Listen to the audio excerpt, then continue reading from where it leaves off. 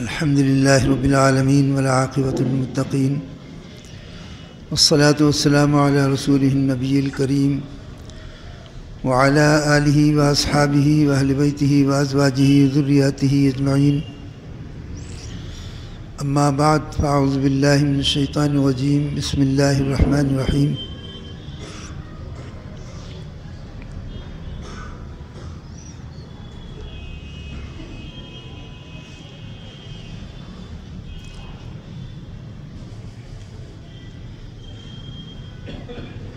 يا أيها النبي قل لأزواجك وبناتك ونساء المؤمنين يدنين عليهن من جلابيبهن ذلك أدنى أن يعرفن فلا يؤذين وكان الله غفورا رحيما. صدق الله مولانا العظيم وصدق رسوله النبي الكريم.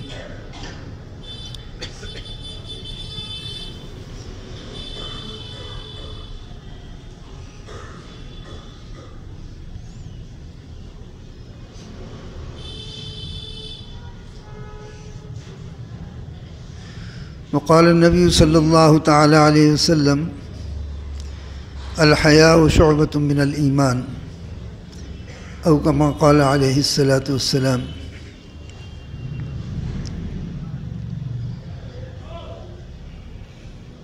اے نبی صلی اللہ علیہ وسلم، آپ کہہ دیجئے، فرما دیجئے اپنی ازواج سے بھی وبناتک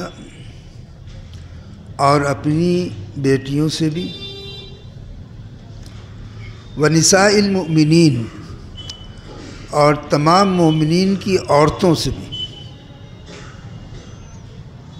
آپ اپنی بیویوں سے، اپنی بیٹیوں سے اور مومنین کی تمام عورتوں سے یہ بات بتا دیجئے. یہ قرآن کریم ہے، یہ کسی مولوی کا یا کسی عالم کا خط نہیں ہے، یہ اللہ رب العزت کا کلام ہے، اور اس نے اپنے بندوں تک اپنا حکم اور اپنا فرمان اپنے نبی پاک صلی اللہ علیہ وسلم کے ذریعے سے پہنچایا ہے، اور یہ سب کے لیے ہے، سب کو مخاطب کیا گیا ہے. اس میں فرما دیجئے اپنی بیویوں سے اور اپنی بیٹیوں سے اور مومنین کی تمام عورتوں سے کیا فرما دیجئے کہ یدنین علیہن من جلابیبہن، کہ اپنے اوڑھنیوں کو لٹکا کر رکھیں، اپنے اوپر اپنی اوڑھنیاں پہنے، دوپٹے پہنے، اور تھوڑا سا ان کو ایسا کریں کہ جس سے شریفانہ ماحول معلوم ہو. کیوں؟ ذالک ادنی ان یعرفن فلا یؤذین، یہ سبب بھی بتایا، اور یہ سبب سر چھپا کر اور اچھی طرح سے اپنے آپ کو ڈھک کر نہ چلنے سے جو ماحول خراب ہوتا ہے اور آج خراب ہو رہا ہے، اس کے لیے پہلے ہی قرآن کریم میں یہ فرمایا گیا کہ ذالک ادنی ان یعرفن فلا یؤذین. یہ بات کہ وہ پردے کے ساتھ چلیں، سر چھپا کے چلیں، یہ زیادہ قریب ہے اس بات کے کہ ان کی شرافت کو پہچانا جائے، انہیں شریف لوگوں میں گنا جائے، اور لوگ ان کو پھر کسی طرح کی تکلیف نہ پہنچائیں.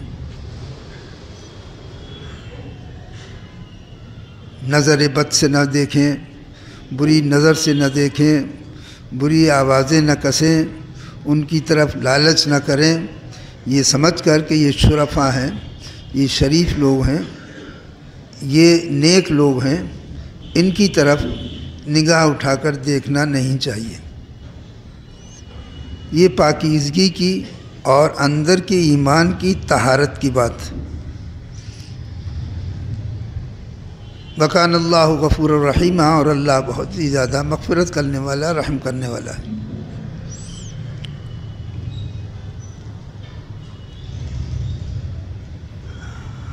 آج دنیا کے اندر جو ممالک تھے، بعض ممالک جہاں شریعت اسلامیہ کے قوانین زیادہ سے زیادہ نافذ تھے اس معاشرے میں اور اس کلچر میں،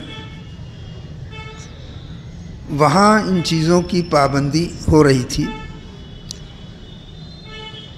کہ سر چھپایا کر کالج میں بھی جانا، آفسوں میں بھی جانا، جو بھی کام باہر نکلنا ہے وہ سر چھپا کے اچھی طرح سے اسکارف باندھ کے اور ضرورت کے مطابق چہرے کو کھولیں اور اپنے کام سے واپس آئیں۔ اس سے ان کی شرافت کا اظہار ہوگا۔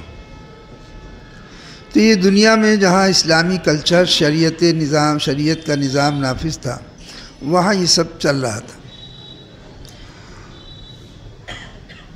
یہودیوں کی ہمیشہ سے ایک سازش ہے، آج سے نہیں، شروع سے، اور وہ سازش ہے کہ اسلامی احکامات کو کسی طرح سے مسلمانوں کے دلوں سے اس کی اہمیت کو کم کیا جائے۔ اصل سازش ہے۔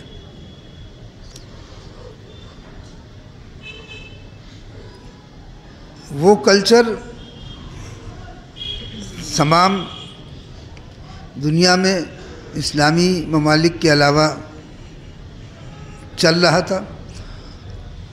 وہ ان تمام چیزوں کی پابندی نہیں کر رہے تھے، ظاہر ہے، چونکہ وہ ان پہ شریعت لاگو نہیں ہے، وہ شریعت کو ماننے والے نہیں تھے، اس لیے انہوں نے اس کی پرواہ نہیں کری۔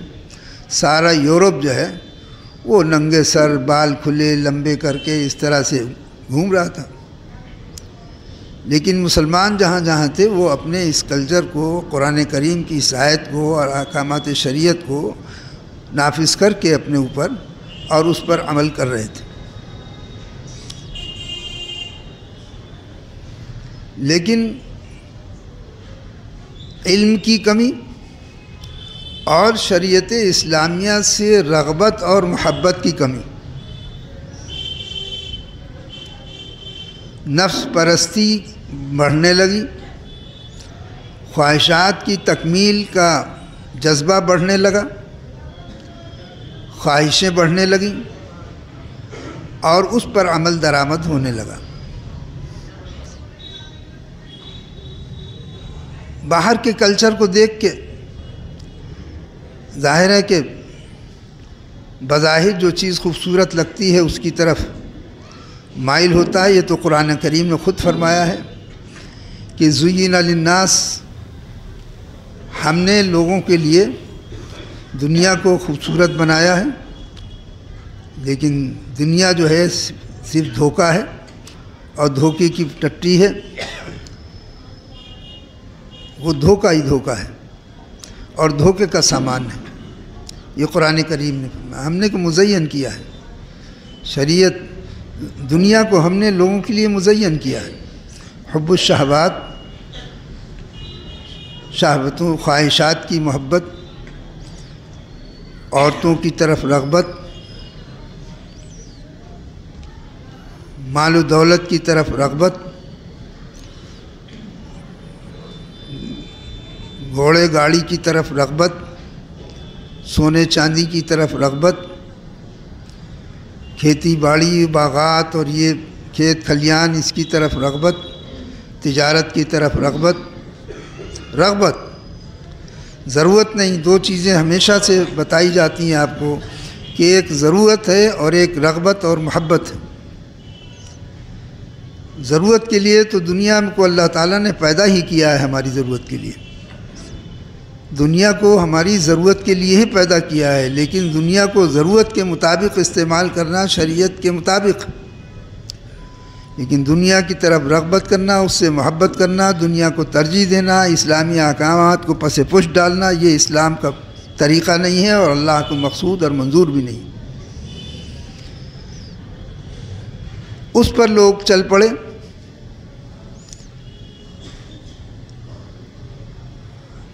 بہت پہلے سے ہمارے ہندوستان میں اس چیز کو آہستہ آہستہ آہستہ آہستہ سلگایا جا رہا تھا۔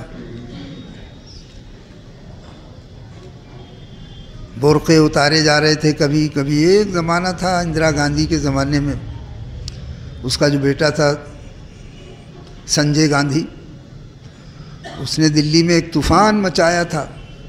یہ تو آج کی بات نہیں ہے کہ لوگ برقعے اتار رہے ہیں، یہ اس وقت کی بات ہے کہ سنجے گاندھی جو ہے جگہ جگہ میٹنگیں کر کے اور کچھ عورتوں کو تیار کر کے، میرے سامنے کی بات ہے 40-45 سال پہلے کی، کہ وہ باقاعدہ اس میں میٹنگیں ہوتی تھیں، جلسہ ہوتا تھا اور اس میں پھر کچھ عورتوں کو تیار کیا جاتا تھا اور وہ باقاعدہ مجمع کے اندر برقع اتار کے پھینکتی تھیں اور جلاتی تھیں۔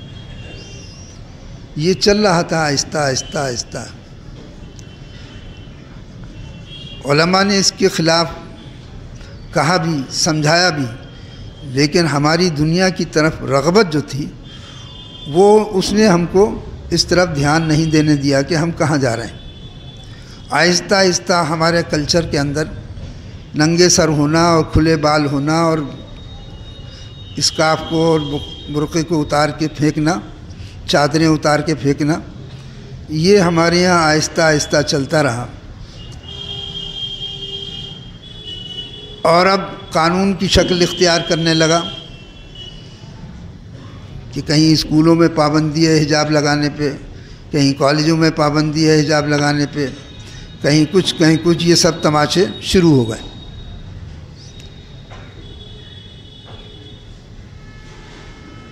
لیکن افسوس اس بات کا ہے کہ وہ ممالک جو اسلامی کلچر کے تھے، یہ طوفان ان کے یہاں بھی آیا۔ اور ایران کے اندر اس وقت ایک تماشا چل رہا ہے اسی بات کا، اور وہ احتجاج تھمنے میں نہیں آ رہا ہے۔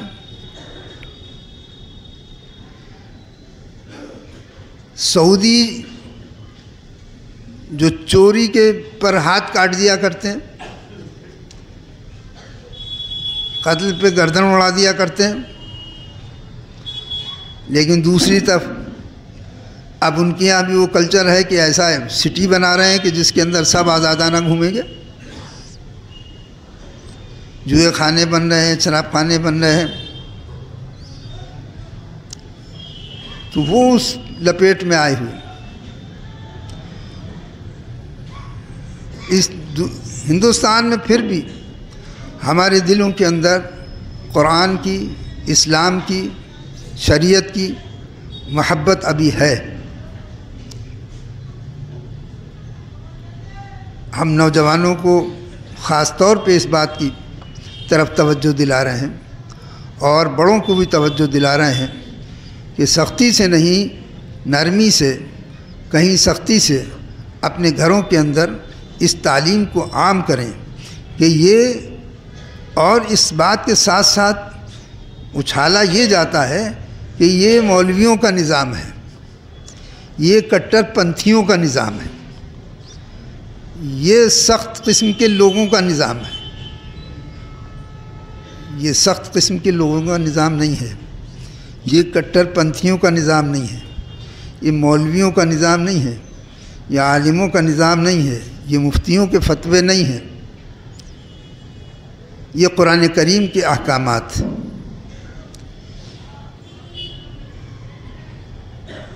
اگر اس کا مقابلہ کیا کرتا ہے کوئی اور یہ کہے کہ ہم یہ نہیں مانتے ہیں، تو وہ اپنے ایمان کی، اسلام کی خیر بنائے، اس میں کسی مولوی کا کوئی دخل نہیں ہے،